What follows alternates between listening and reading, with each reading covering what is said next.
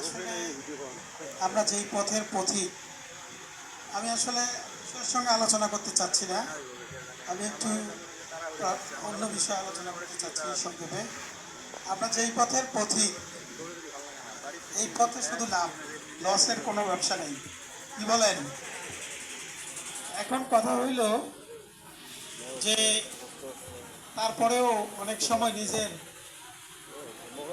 মনের মধ্যে অথবা নিজের মধ্যে অনেক প্রশ্ন এসে যায়, অনেক চিন্তা ভাবনা এসেই যায়।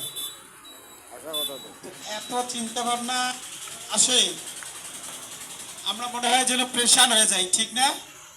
আমার অবস্থা এরকম, এই হিসেবে বুঝি আপনাদের অবস্থাও এরকম হওয়া খুব স্বাভাবিক। এই প্রেশানি আসাটা কিন্তু দিনের জন্য, কি বলেন?